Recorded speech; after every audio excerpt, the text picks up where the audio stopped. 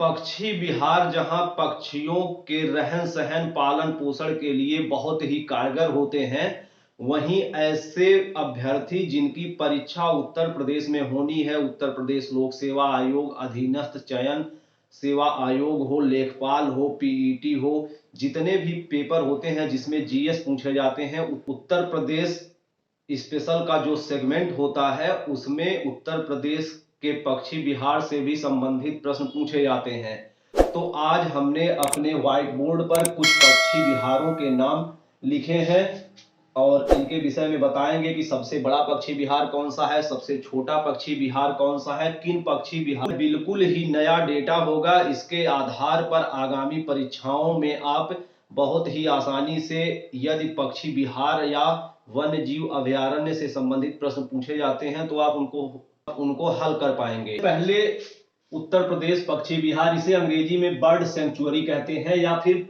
पक्षी अभयारण्य भी इसे कहा जाता है। रही बात मयूर संरक्षण केंद्र, कभी कभी ये पूछ लेता है कि उत्तर प्रदेश में मयूर संरक्षण केंद्र कहाँ है, तो यह वृंदावन में है। वृंदावन मथुरा जिले में स्थित है। मथुरा लगभग यहाँ पे स्थित एक जिला है जिसकी सीमा राजस्थान से लगती है। तो मथुरा में यह मयूर संरक्षण केंद्र है। लायन सफारी और बब्बर शेर प्रजनन केंद्र है इटावा में। राजकीय पक्षी उत्तर प्रदेश का क्या है, यह सारस है। इसे कभी कभी क्रोंच भी लिखा जाता है और इसे अंग्रेजी में क्रेन कहा जाता है। तो उत्तर प्रदेश का राजकीय पक्षी जो है यह सारस है। इसके अतिरिक्त गिद्ध संरक्षण केंद्र उत्तर प्रदेश में, यह यहां पर लगभग स्थित एक जिला है उत्तर प्रदेश के। इस मैप में आप देख सकते हैं, उत्तर प्रदेश का मैप है। यहां पर एक जिला है महाराजगंज में गिद्ध संरक्षण केंद्र भी है उत्तर प्रदेश का। सबसे पहले हम उन पक्षी विहारों के विषय में बताएंगे जिन्हें वन्य जीव विहार घोषित कर दिया गया है। उसमें एक है आगरा। आगरा में है सुर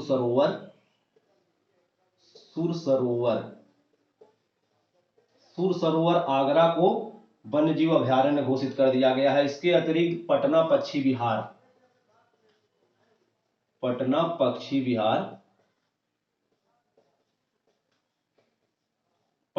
विहार एटा और मैनपुरी के समान पक्षी विहार को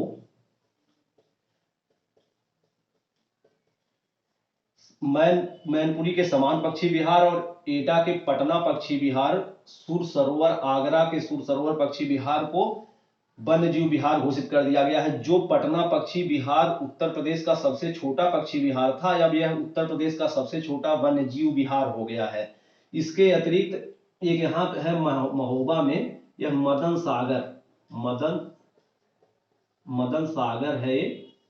सागर पक्षी विहार, यह भी वन्य जीव विहार घोषित कर दिया गया है। तो अब जब इसे लिखें तो आप इसे अब वन्य जीव विहार लिखें, न कि पक्षी विहार लिखेंगे। पटना पक्षी विहार को वन्य जीव विहार घोषित किया गया है, जो उत्तर प्रदेश का सबसे छोटा पक्षी विहार भी है। इसके अतिरिक्त है यहाँ पर कछुआ पक्षी विहार।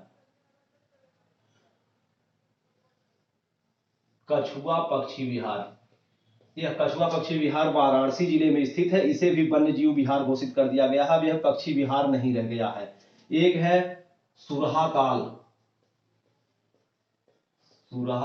पक्षी विहार बलिया में है। इसे ही जयप्रकाश नारायण पक्षी विहार भी कहते हैं, लेकिन अब इसे भी वन्य जीव विहार घोषित कर दिया गया है। इसके अतिरिक्त है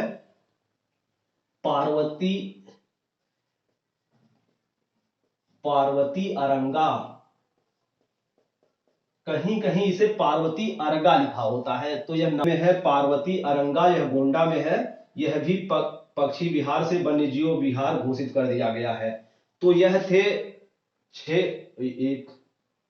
7 पक्षी विहार ऐसे थे जिन्हें अब वन्य जीव विहार घोषित कर दिया गया है। तो अब इनमें से जो क्वेश्चन आएगा वह वन्य जीव विहार से संबंधित क्वेश्चन पूछेगा। यह जो सुर सरोवर है यह झील भी है, मदन सागर झील भी है, यहाँ पर सुरहाताल यह झील भी है। तो झील के सेगमेंट में भी आप इसे याद कर सकते हैं। तो अभी आपने देखा कि हाल ही में 7 पक्षी विहारों को, जिनको वन्य जीव अभयारण्य या वन्य जीव विहार घोषित कर दिया गया उत्तर प्रदेश में, जिसमें आगरा का सुर सरोवर जिसे कीठम झील भी कहते हैं, मदन सागर महोबा, पटना पक्षी विहार एटा, समान पक्षी विहार मैनपुरी, पार्वती अरंगा पक्षी विहार गोंडा, जयप्रकाश नारायण या सुरहाताल पक्षी विहार बलिया और कछुआ पक्षी विहार जो वाराणसी में स्थित है, इन सबको वन्य जीव विहार घोषित कर दिया गया। अब आते हैं, हम देखते हैं जो अभी पक्षी विहार ही बने हुए हैं। आप देख सकते हैं गौतम बुद्ध नगर का, जिसमें ओखला पक्षी विहार है।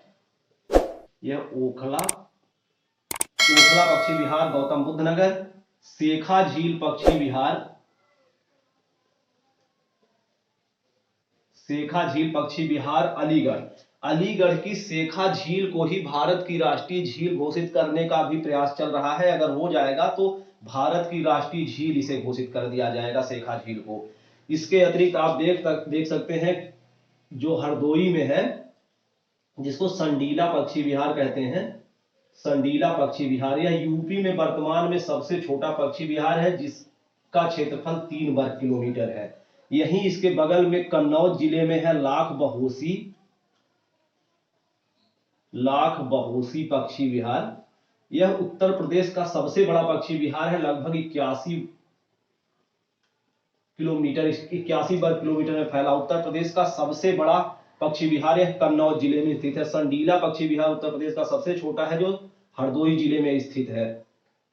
अतिरिक्त उन्नाव जिले में चंद्रशेखर आजाद या फिर नवाबगंज पक्षी विहार है, जो उन्नाव जिले में स्थित है। कभी कभी नवाबगंज पक्षी विहार लिख के गोंडा के सामने जब मिलान करने के लिए देता है, तो गोंडा और उन्नाव में लोग कंफ्यूज हो जाते हैं। जो कुछ पूर्वांचल के लोग अवध क्षेत्र के रहने वाले हैं, वह नवाबगंज जानते हैं कि गोंडा जिले में होगा। गोंडा में भी नवाबगंज है, लेकिन एक नवाबगंज जो पक्षी विहार है वह उन्नाव जिले में स्थित है। इसे ही चंद्रशेखर आजाद पक्षी विहार भी कहते हैं। इसके अतिरिक्त है समसपुर पक्षी विहार रायबरेली में, समसपुर पक्षी विहार, यह रायबरेली जिले में स्थित है। इसके अतिरिक्त है संत कबीर नगर, जनपद संत कबीर नगर में बखीरा पक्षी विहार, बखीरा पक्षी विहार। इसे ही मोती झील पक्षी विहार भी कहते हैं, मोती झील। हालांकि यह मोती झील वाला जो कॉन्सेप्ट है, एक बार यूपी पीसीएस में इसको पूछा था कि मोती झील बखीरा झील को ही और किस नाम से जाना जाता है, तो मोती झील के नाम से जाना जाता है। और एक है यहां पर उत्तर प्रदेश के प्रतापगढ़ जिले में स्थित doctor Bhimrao Ambedkar, doctor BR Ambedkar पक्षी विहार, डॉक्टर भीमराव अंबेडकर पक्षी विहार। और इसी को ही बेती ताल पक्षी विहार भी कहते हैं, बेती ताल पक्षी विहार।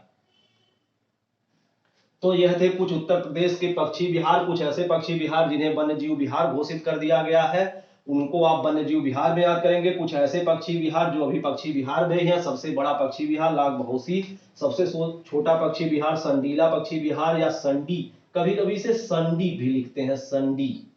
तो संडी पक्षी विहार या संडीला पक्षी विहार हरदोई जिले में स्थित है। यह सबसे छोटा उत्तर प्रदेश का पक्षी विहार है।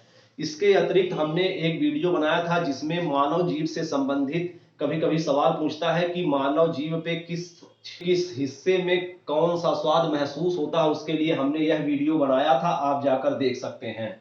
और इसके अतिरिक्त हमने बताया था कि माता पिता के रक्त समूह का बच्चे के रक्त समूह से क्या संबंध है, उसके लिए आप इस वीडियो में जाकर देख सकते हैं। बहुत बहुत धन्यवाद।